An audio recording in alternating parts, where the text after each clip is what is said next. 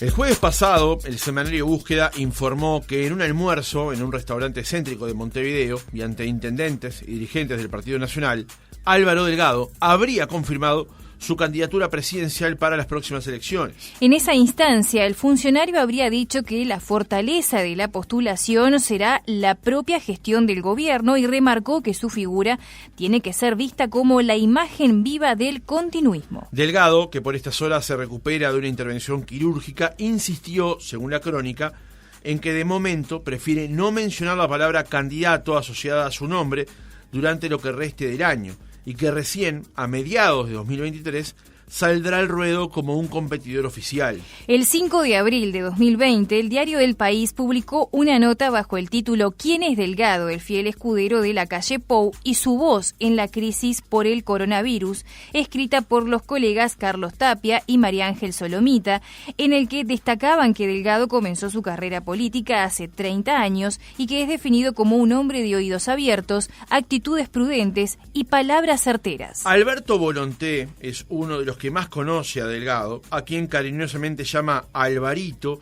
y fue quien le dio su primer cargo como inspector de trabajo a los 29 años del hoy secretario de Presidencia. ¿Quién es Álvaro Delgado? Más allá de lo que vemos públicamente, ¿cuáles son sus principales características? Lo conversamos esta mañana con Alberto Volonté, ex embajador de Uruguay en Argentina, ex presidente de la UTE, ex presidente del directorio del Partido Nacional y ex candidato a la presidencia de la República. Actualmente es integrante del CEFIR, Centro de Formación para la Integración Regional. Volonté, ¿cómo le va? Buenos días, gracias por atendernos. Buenos días, me va muy bien. Muy bien, muchas gracias por estar con nosotros esta mañana. Volonté, antes de pasar a lo que planteábamos en el reportaje con respecto a Álvaro Delgado, hoy lo encontramos en el CEFIR, en el Centro de Formación para la Integración Regional. ¿A qué se dedica ese centro? Bueno, en realidad nos va a llevar los escasos minutos que ayer me dijeron ustedes me iban a hacer el honor de dedicar. Está en el Uruguay esa fundación internacional desde fines de la década del 80. Es el fruto nada menos que del acuerdo de los países en aquel tiempo, fines de la década del 80, signatarios del Tratado de Río, Chile, Brasil, Paraguay, Argentina y Uruguay, con la Unión Europea. La Unión Europea y los países signatarios del Tratado de Río resolvieron crear una persona jurídica de carácter internacional que precisamente se dedicara a alentar los temas de integración. Ahí comenzó y se resolvió, distinción para el Uruguay, algo que se le reconoce habitualmente, que el mejor lugar entre Brasil, Argentina, Paraguay y Chile era que la sede fuera en el Uruguay.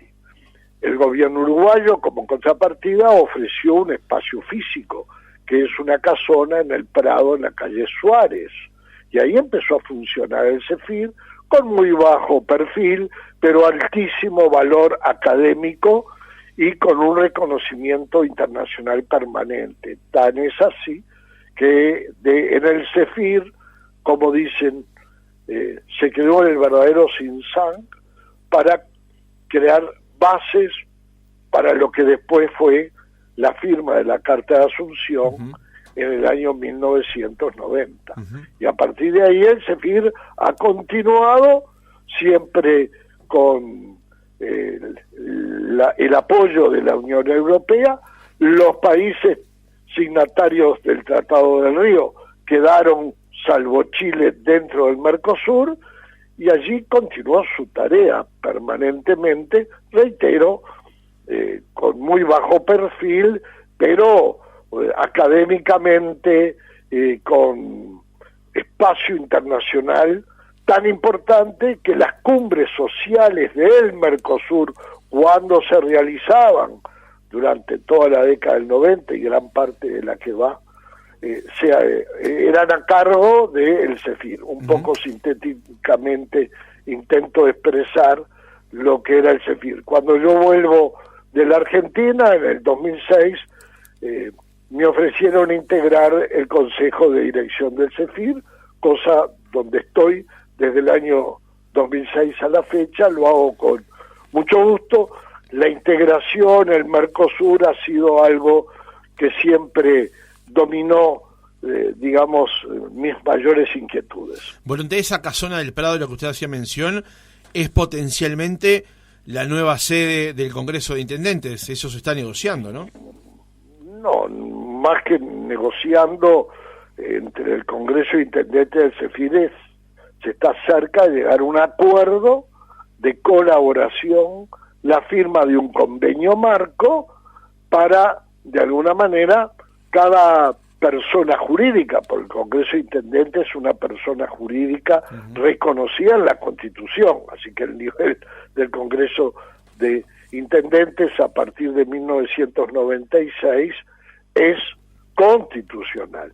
Y el CEFIR ha trabajado muchísimo, por ejemplo, en políticas de frontera, ha hecho trabajos del más variado orden con algo que es vital para la integración, que es a vía de ejemplo, políticas de frontera.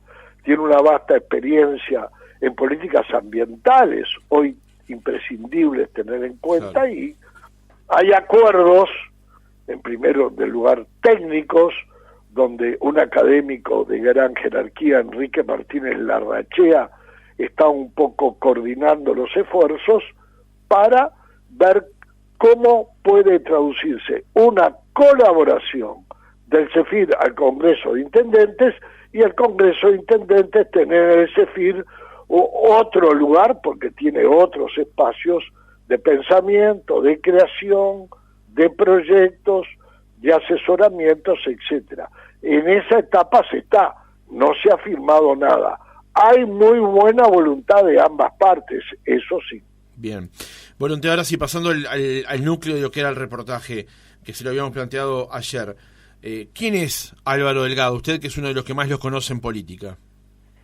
Mire, Álvaro Delgado es un típico producto de la sociedad uruguaya.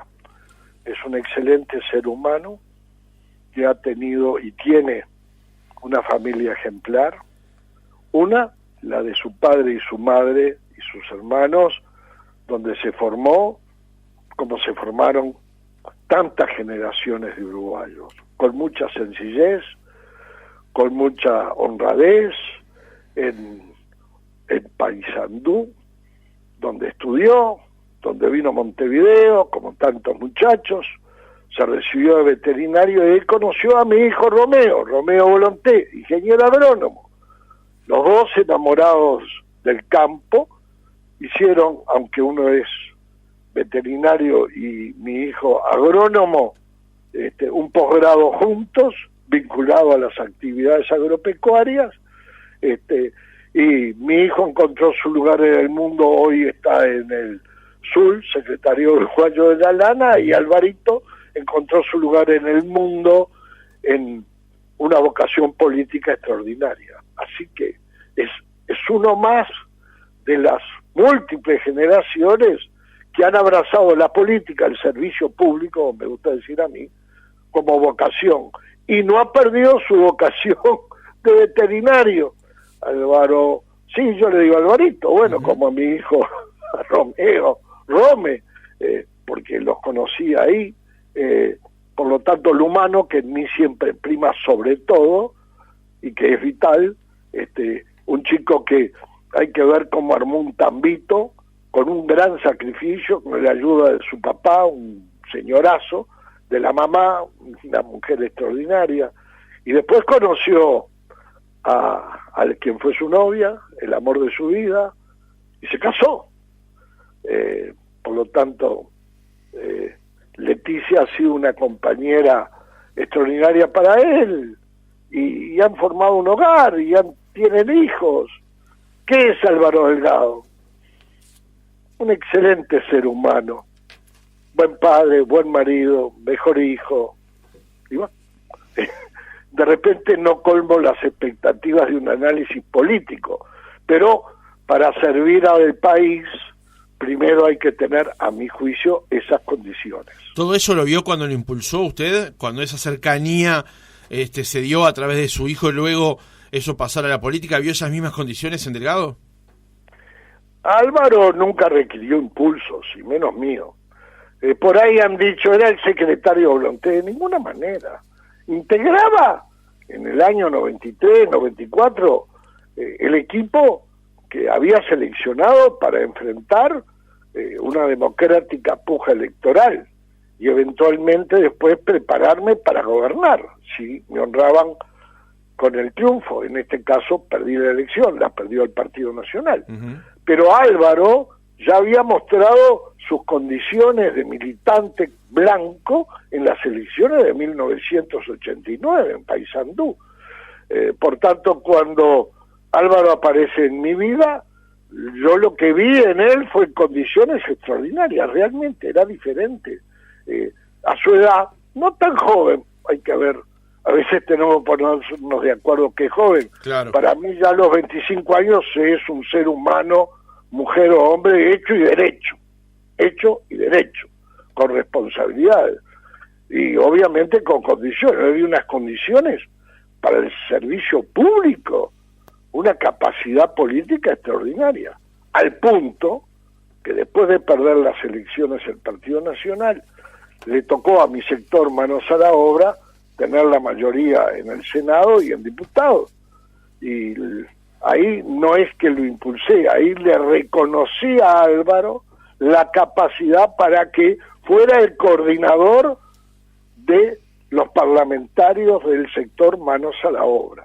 Él pertenecía dentro de manos a la obra a mi sector, que era el herrero wilsonista, porque Álvaro tenía, entre otras virtudes, una base wilsonista muy sólida y conoció al herrerismo, dentro del sector herrero wilsonista que me tocaba a mí en aquel tiempo ser quien lo lideraba.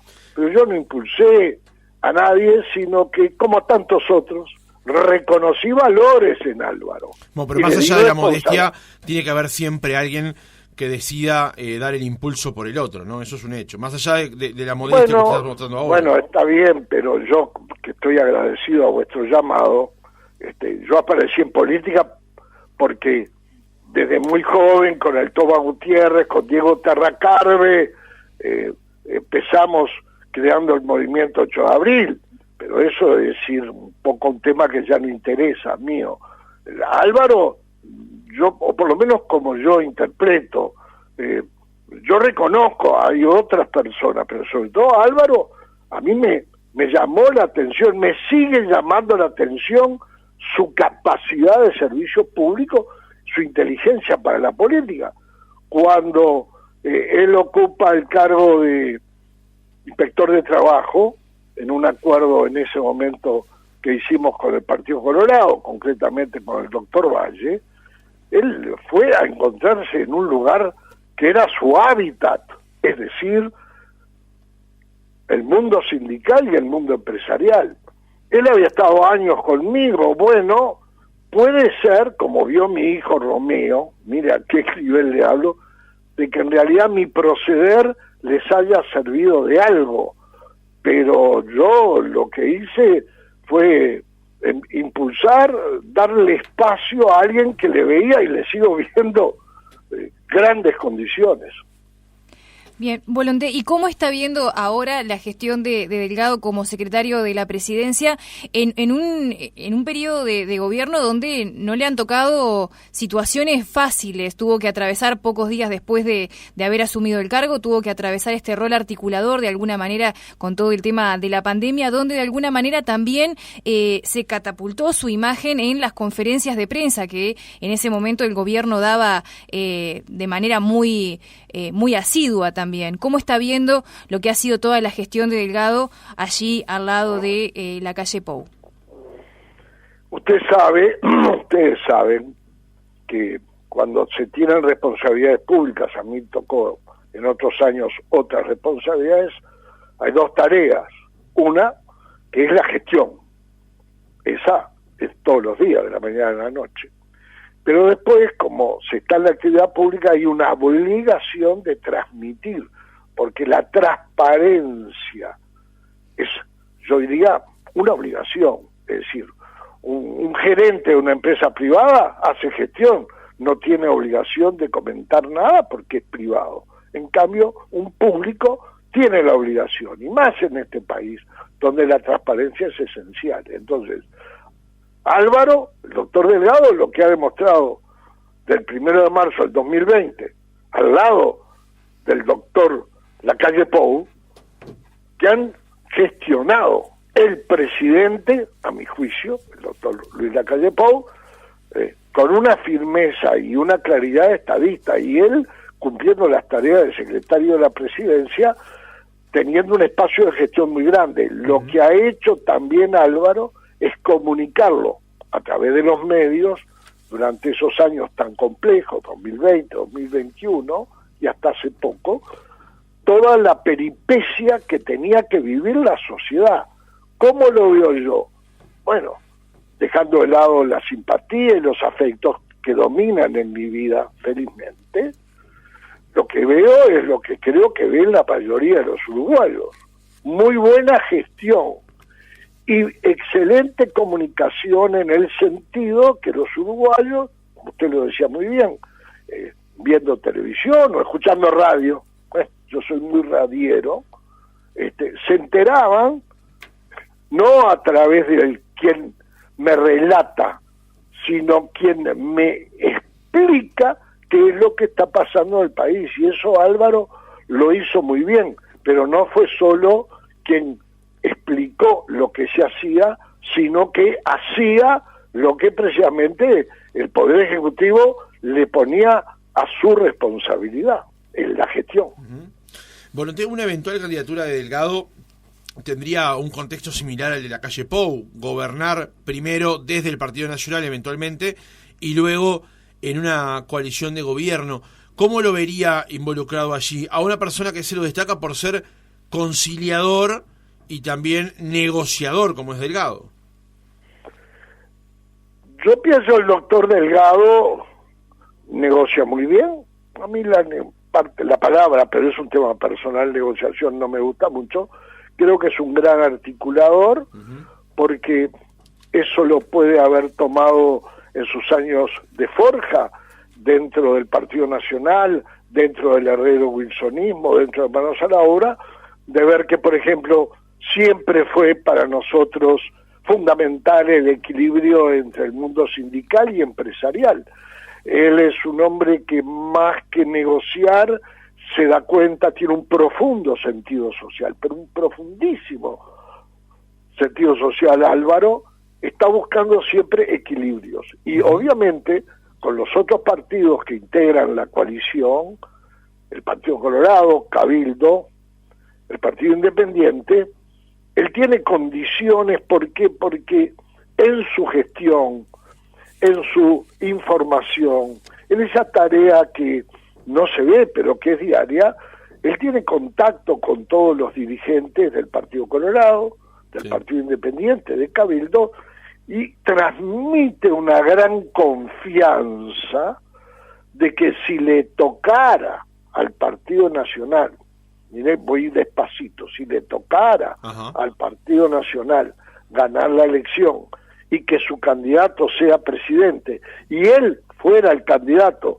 y fuera el presidente, sabe el Partido Colorado, sabe Cabildo, sabe el Partido Independiente que va a tener un intérprete aglutinador de diversos, porque las coaliciones, si no son coaliciones, se hacen entre distintos y entre que piensan distintos.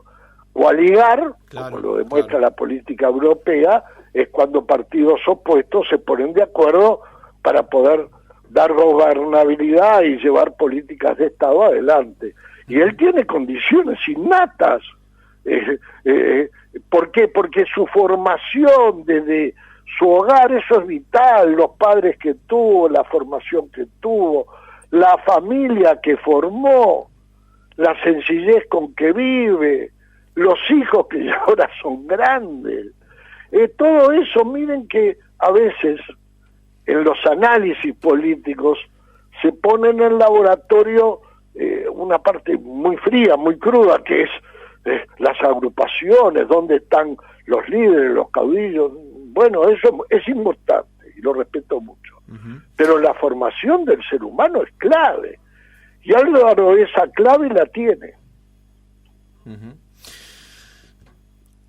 Ha dicho, según la crónica de búsqueda que surgió en estos últimos días, que su eventual candidatura, aun cuando él personalmente no la confirma, sino que se menciona en su entorno, tendría que verse como una continuidad del actual gobierno.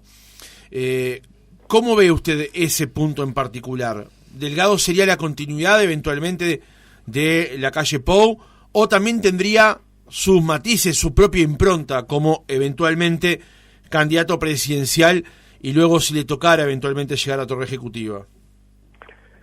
Mire, los partidos políticos en nuestro país, y en particular el Partido Blanco, está por encima de sus dirigentes. Siempre fue así, siempre. Aún en vida de Luis Alberto Herrera, de Wilson Ferreira, aún que está vivo el doctor Luis Alberto Lacalle de Herrera. Grandes dirigentes, pero el partido siempre, porque ellos, los grandes dirigentes, sostienen que primero está el partido. ¿Qué sucede?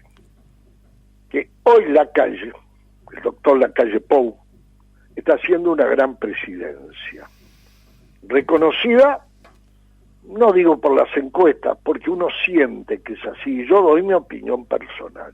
Entonces, la continuidad de una gran presidencia es una garantía para los que hoy integran la coalición y para quienes no la integran.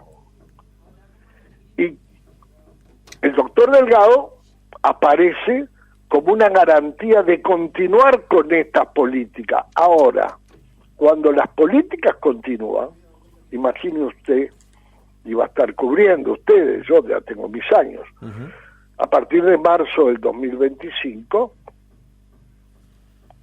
sí, imaginen, es un ejercicio de imaginación. Sí, claro. Está en la presidencia un blanco, ese blanco es el doctor Delgado. ¿Qué tiene que garantizar a quienes lo votaron y a quienes no lo votaron? Señores, este gobierno de los últimos 5 años va a continuar con las mismas líneas. Quédense tranquilos. Ahora, en el desarrollo de esos años que van a ir del 25 al 30, obviamente que también Álvaro va a demostrar que él tiene una personalidad capaz de aportar, que seguramente va a aportar cosas que van a permitir consolidar las que venía haciendo y está haciendo el doctor Lacalle Pou. De manera tal que cuando se habla de continuismo, porque a veces en política el continuismo es como algo, en fin, no muy atractivo, no. Cuando se continúa lo bueno, es muy bueno. De bueno pasa muy bueno porque se continúa, pero lo bueno, para sostenerlo, hay que profundizarlo, porque si no, la sociedad cambia. Los uruguayos creemos que no cambiamos, y hemos sido en América Latina el país más transformador de los últimos 100 años. Más, diría yo, de terminada la revolución de 1904, y no me tiembla la voz diciendo, siendo presidente José Valle Ordóñez, la sociedad uruguaya, los uruguayos, han demostrado una capacidad formidable de, creyendo nosotros mismos que no pasa nada, pasamos, hacemos que las cosas pasen, la sociedad. Por lo tanto, el doctor Delgado va a hacer que pasen cosas, pero la primera cosa que tiene que hacer él, o quien le toque, es demostrar que este gobierno ha sido un gran gobierno que hay que continuar. Y si le tocara a otro partido, espero que sepa reconocer lo que este gobierno del doctor Lacalle Pou le deja, para también, aunque sea otro partido y otro candidato o candidata, que será entonces quien se ponga la banda, capaz de continuar con lo bueno. Y a veces estas cosas que yo reconozco me resultan atractivas, que es el debate permanente, las investigaciones. No, esto es el ejercicio pleno de la libertad y la democracia, pero llega el momento que los uruguayos, como dicen los muchachos, no comen vidrio, piensan en el país, piensan en todos, y las cosas van a andar muy bien.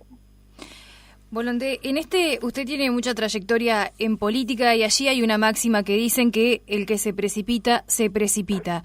¿Entiende usted que es momento para estar hablando de una eventual candidatura de Álvaro Delgado a la presidencia, o que esta ansiedad de algunos sectores de su partido político pueda de alguna manera jugar de manera negativa a la hora de tener que presentarse a una eventual candidatura presidencial? La palabra ansiedad no, bueno, yo comprendo lo que usted me quiere decir con ansiedad, pero digamos que la ansiedad es algo genérico. También ustedes, que tienen la obligación, la responsabilidad de informar, el periodismo, el excelente periodismo uruguayo que tanto hace por las libertades, la hace porque la mejor manera de mantener las libertades es informar. También tiene cierta ansiedad de estar informando de que ya hay candidaturas. Si ustedes revisan el pasado, por lo menos el pasado reciente, a partir de 1985, ya en 1986 se hablaban de las candidaturas en los distintos partidos. Por tanto, el momento, esto no es una casualidad, pero ¿qué sucede? Hay empresas de opinión pública, encuestadoras, que hacen sus encuestas. Es su trabajo y su obligación y responsabilidad. Si ustedes analizan muy objetivamente, van a ver que surge de las encuestas los nombres de los posibles candidatos. Y en el caso del doctor Álvaro Delgado, él no tiene la culpa, ni el Partido Blanco tiene la culpa, ni nadie tiene la culpa, de que empiecen a aparecer encuestas donde dan nombres. Y bueno, en el momento actual, dentro del Partido Nacional y la coalición, es dominante el nombre del doctor Álvaro Delgado. Pero no es que haya una ansiedad, bueno, la descarto categóricamente de parte del doctor Delgado, aunque no necesita un vocero como yo. No, más Delgado ha hecho todos los esfuerzos hasta ahora para no asociar justamente la candidatura a su nombre, ¿no? Lo que pasa es que los demás lo están haciendo por él. Bueno, los demás, yo reitero, no por empezar, porque es un defecto muy humano, es aquel enseguida a ver quién es aquel que tiró la primera piedra. Pero yo a las encuestas, a las empresas de opinión pública, le doy no les culpo nada, cumplen su tarea. Y entonces empezaron ya a mediados del año pasado, porque durante el 2020 no, 2021, ¿qué se hablaba? Simpatía, tal, gestión del gobierno, caramba, los guarismos de excelencia de la gestión de gobierno están a la vista. Pero llega un momento que las empresas encuestadoras, que tienen la obligación de ir transmitiendo cosas a la sociedad, empiezan a hablar de candidaturas. El primero que habló de candidaturas fueron los encuestadores. Ahora, ¿qué pasa? Dicen que las encuestas no dicen, son fotos que registran el pasado. Y el actor político, la mujer política, el hombre político, no puede ser ajeno a lo que dicen las encuestas. Unos, porque las encuestas los marcan en lugares buenos, y otros porque no los marcan en el lugar que creen. Pero miren lo bueno de yo será que por mi edad, mis hijos y mis nietos, rescato solo lo positivo. Porque las empresas de opinión pública en Uruguay son muy serias y registran realidades. No crea que en otros países es así. No crea. Entonces, la propia credibilidad de las empresas de opinión pública, la propia credibilidad de ustedes, los periodistas. Yo soy de la época que era un niño y mi padre en la mesa decía, pero esto es verdad, ¿y por qué estás tan seguro, papá, que es verdad? Pues caramba, decía el viejo, porque lo leí en el diario. No sé si ustedes me comprenden. Perfectamente. Entonces, el tema está en la opinión pública. No es un grupo X que por picardías internas largue nombres. Pues es un dato, ya está. ¿Lo vamos a ignorar? ¡No!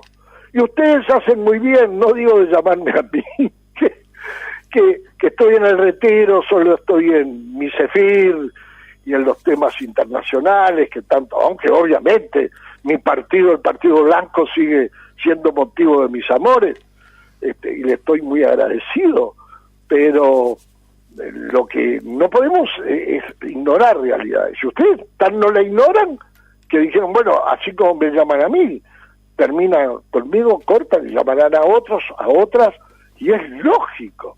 Pero lo que yo descarto que esto sea acciones coordinadas dentro de los partidos, porque también dentro del Frente Amplio se habla de candidaturas, digamos, para tomar en este momento los partidos mayoritarios, pero el propio Partido Colorado habla de candidaturas, a nadie se le escapa que se busca de todas maneras el retorno del doctor Bordaberry y demás, no me quiero meter en tiendas ajenas. De manera que yo creo esto positivo, porque además es esto, ustedes, y lo van a marcar si pasara, si por ejemplo, ya que es el doctor Delgado, perdiera pie en su gestión, porque le empieza a dedicar más tiempo a la candidatura, ahí no, ahí alerta, porque él no puede evitar, y otros tampoco, que se hable de ellos como posibles candidatos, pero lo que no pueden dejar de hacer es cumplir con sus obligaciones. El presidente tiene la banda y la tiene muy bien puesta, tiene que seguir presidiendo. Y yo sé lo que es el doctor Luis Lacalle Pou. Va a seguir presidiendo este país a todos los uruguayos hasta que le entregue la banda al que le toque. No va a influir en las internas. Bien. Va a gobernar para los uruguayos. Tengo la seguridad, ahí está la cosa. Ahora ustedes tienen que informar todo. Sin lugar a dudas, sin lugar a dudas. Doctor Alberto Volonté, muchas gracias por haber estado otra mañana con nosotros. Yo les agradezco a ustedes tomando mi mate mañanero, leyendo diarios y viendo qué pasa aquí y afuera, y qué horror lo que pasa afuera, mi Dios. Abrazo.